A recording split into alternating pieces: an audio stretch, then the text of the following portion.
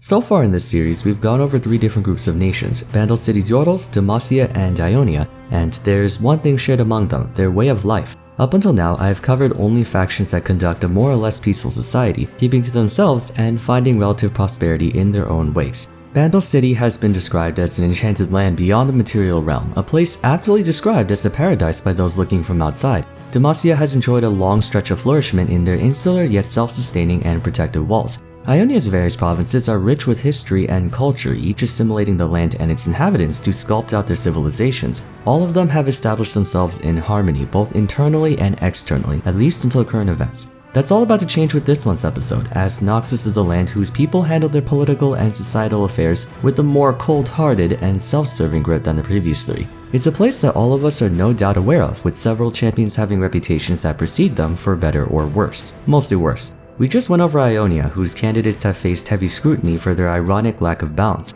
and while the same opinion may potentially be had here as well, I actually believed that beyond its supposed derelict moral code, there's a strange, almost paradoxically noble creed they follow, one that is fair and dispassionate to all regardless of circumstance. Throughout Summoner's Rift and Runeterra's lore, Noxus has made a name for themselves as the nation whose champions have only one goal in mind: to achieve victory by any means necessary. These guys do not mess around, so it's with great excitement that for today I present to you Noxus, the champions that play to win. Really quickly though, I want to spend a moment to shout out today's sponsor, U.GG. Almost all of you should know by now it's one of the premier tier list platforms and my personal favorite one to use, but they also have a desktop application for Overwolf now. So alongside the normal stuff from their website, they have all sorts of different overlays for champ select, in-game, and post-game. Champ Select lets you search up player statistics for your team, and as per usual, you get to set builds and runes for whatever champion you're gonna play.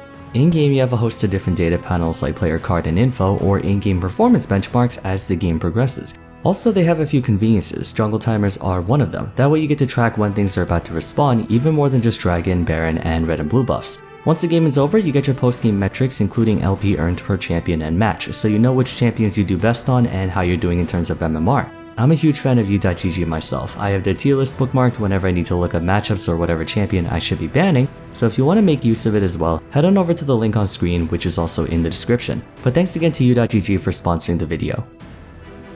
Noxus is a powerful empire that casts a long and dark shadow. Outside of its borders, they're seen as brutal, expansionist, belligerent, perhaps barbaric. Yet those who delve deeper than its stratocratic appearance will see an unusually inclusive and welcoming society where the strengths and talents of its people are respected, fostered, and cultivated. With a turbulent history filled with constant aggression and conflict, Noxians had to fight an uphill battle, enduring countless attacks from outside forces time after time. Their perpetual fight for survival is what gave rise to their fervent and almost neurotic appreciation for strength and power, in whatever form that took, be it physical, magical, concrete, abstract, force, or wits. That belief is what they subscribe to, and what they expect each and every person to understand. It doesn't matter where you come from, your social standing, background, homeland, or material wealth, anyone from the lavish to the destitute has equal opportunity to thrive and succeed here. For how hardened, pragmatic, and unsympathetic the land of Noxus is, they have a surprisingly romantic view on society. Considering how humans often create hierarchies and chains of command, your upbringing and place of origin, especially during the feudal and medieval times, would often shape your entire life.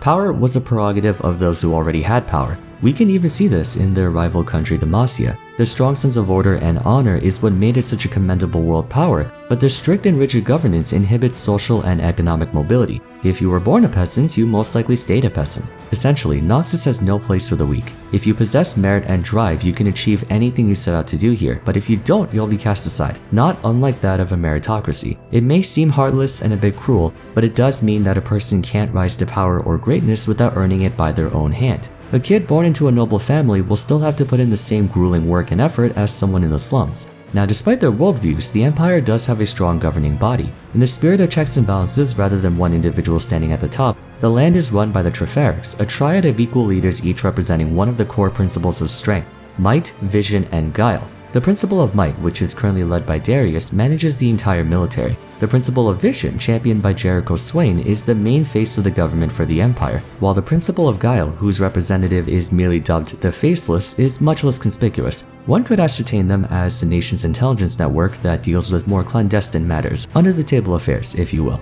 Although many theories speculate that LeBlanc is the head of the Faceless given her role as the matriarch of the Black Rose, whose primary directive bears a lot of similarities to the Faceless, according to a tweet made by Riot Scathlock, I'm not sure how to pronounce that, but anyways, LeBlanc is not the Faceless, so perhaps the real leader is someone we'll never know. Due to their never-ending quest for more power, more knowledge, and more expansion, Noxus is no stranger to stepping over others for their own benefit. They have launched several campaigns against neighboring lands, Demacia, Ionia, Shurima, and so on, not just as a means to acquire sustenance for their homeland in light of their poor supply of natural resources, but also as a way to prove to the world that their way is the right way. It's a very imperialist approach to geopolitics. Make of that what you will. On Summoner's Rift, Noxus may very well have the most selfish roster of champions in the entire game. Rather than protect their allies, they endeavor to crush their enemies. Whatever defensive or collaborative measures they take are to only further their own ambitions. Their sense of ethics and grey morality is a stark contrast to the largely black and white, good is good, bad is bad ideology of Demacia. If you remember from that episode, I brought up that Demacians are known for being very honorable fighters, choosing to engage their opponents in head-on confrontation as opposed to subterfuge or duplicity to gain the upper hand. For Noxus, anything goes really. However, it's divided into 3 different subcategories to reflect the different facets of its fighting styles. Noxus does have its own fair share of straightforward in-your-face type champions. In fact, they embrace that kind of fighting style to an almost obsessive extent.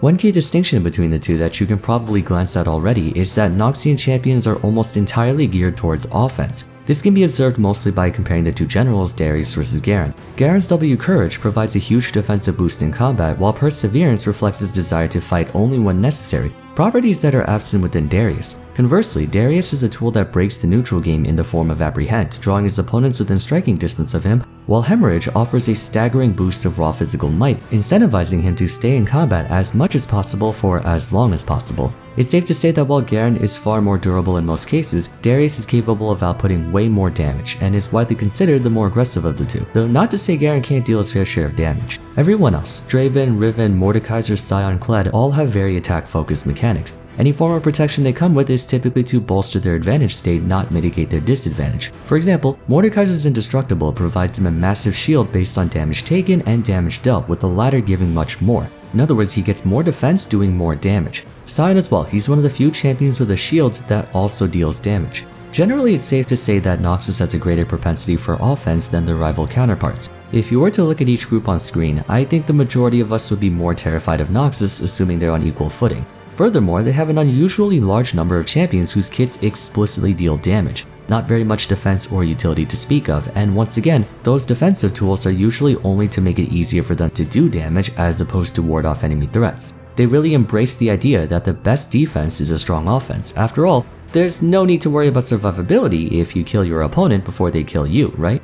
Physical pressure isn't the only thing they excel at. While Demacia may be averse to the usage of magic, Noxus welcomes it, having a respectable number of mages, each with their own unique ways to rip you to shreds. Not only that, but they employ a good number of assassins in their roster, who are known for dispatching high-profile targets both in lore and in game. I'm sure no explanation is necessary for those two. As a nation, they're certainly a force to be reckoned with. You not only have to contend with the Empire's military prowess on the front lines, but their myriad of ways to destabilize and undermine you from within. Vladimir, Elise, Cassiopeia, and LeBlanc gain much notoriety for not exactly being the most honest fighters, and you can see this through their gameplay, as each of them has an ability that cheats you out of a clean kill or straight up blocks you out of using options. No matter what category, there's one thing all Noxians share: they don't care about anyone but themselves. Barring Rel, no champions on screen have any semblance of team-based utility whatsoever. What this means is that they're very self-sufficient and don't depend on team compositions as much as that of other regions.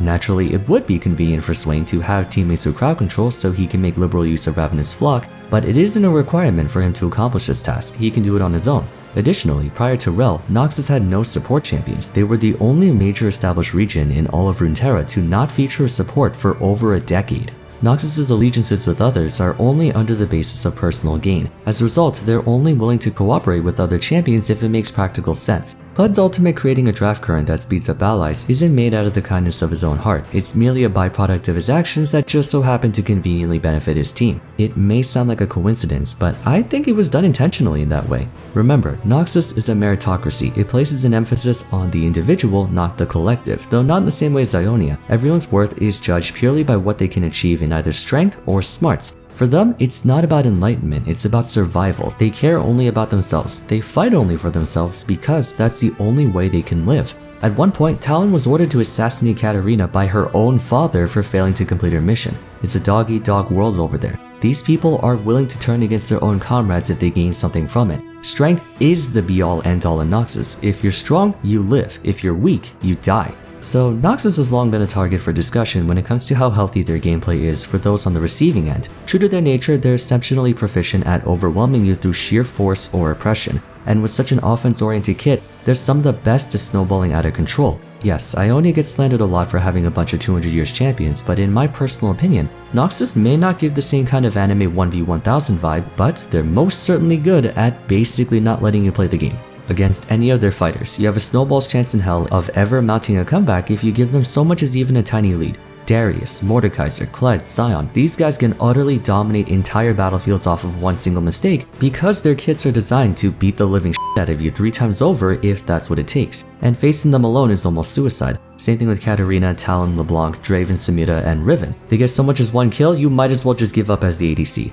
Cassiopeia, Vladimir, and Swain are amazing at harassing you from a distance without you being able to engage on them thanks to their myriad of disengage or all-in tools. Noxian champions are ludicrously frustrating to compete against because they can do their job so effectively with a very wide margin for error. I'm not saying they're brainless and easy to play, but since they were meant to function at 100% irrespective of circumstance, it's really hard to force a mistake from them because they're always ready to fight at any possible moment. Irelia needs time to stack up her passive, which requires minions. The same with Yasuo and Yone, they need to get stacks of their Q. Energy champions have a finite amount of actions they can take at any time. Noxus has 5 manaless champions, they can scrap for as long as they please. There's nothing holding them back from a fight, so there's very little opportunity to catch them off guard. Thematically, it is accurate. I just spent an entire section of the video talking about how everyone has to sleep with a knife next to their bed. But on the Rift, their consistency has led to many of them being quite unpleasant as opponents if you happen to be their next target. Usually when a champion snowballs like a monster, it's offset by the inverse being a possibility as well.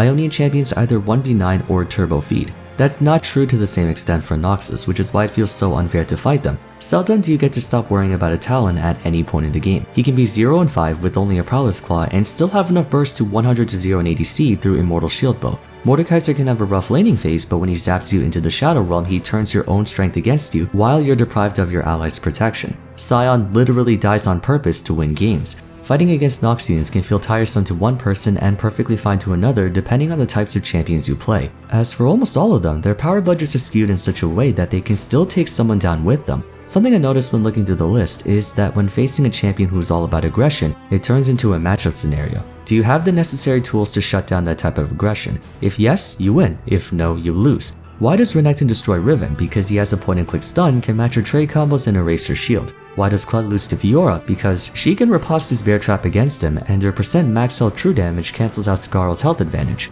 It takes very specific champions to beat Noxian champions. In a way, they're just as straightforward as Demacians in the sense that they're all very easy to ascertain and defeat. The question then becomes, do you have those self-same champions? As a Vayne player, someone like Mordekaiser, Darius, and Sion are easy pickings, not so much Talon and Katarina. I can't think of any other faction that embodies this dynamic more than Noxus because no other faction is as hyper-aggressive as them. That being said, it begs the question whether or not their way of doing battle is truly the right way. Several of their champions have held strong in popularity for many years, attesting to their appealing playstyles, which is clearly encouraged by Riot in light of the snowballing metas. But it's not like they're entirely without counterplay either. They're all good at shutting down 1 or 2 specific groups of champions while getting shut down themselves by another group. Sometimes the team composition just doesn't have the necessary tools to stave off Noxian champions. If you're playing ADC and the enemy team has a Talon while yours has no way to get him off you, you don't get to play the game at all. When I said these guys will do anything to win, I meant it. They will do whatever it takes to win, and that includes not letting you play the game. If you're playing Garen, Lord have mercy on your soul if the enemy team has a LeBlanc, you'll get kited for days.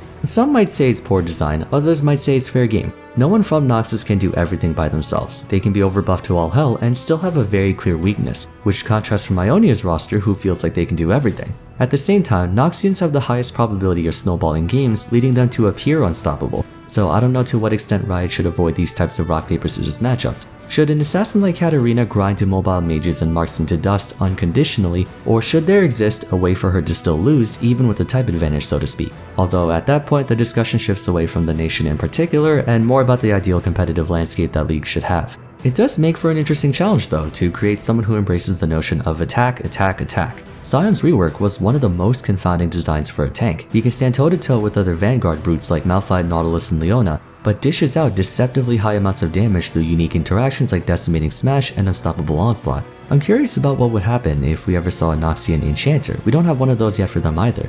At the end of the day, many people consider them to be the villains of Runeterra, seeing as how they're invading other lands and their own domestic affairs are very ruthless and cutthroat. But like I said earlier, it's almost refreshing to know that the only thing stopping you from achieving victory is yourself. With their emphasis on offense and aggression, they naturally reward players who are proactive, players who take matters into their own hands and don't ask for permission to accomplish what they set out to do. That could possibly contribute to why Riven mains have a bigger ego than a brain.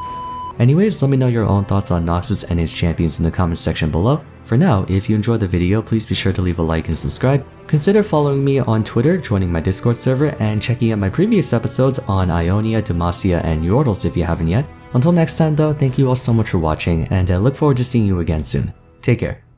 The world may fall to darkness, but Noxus will remain.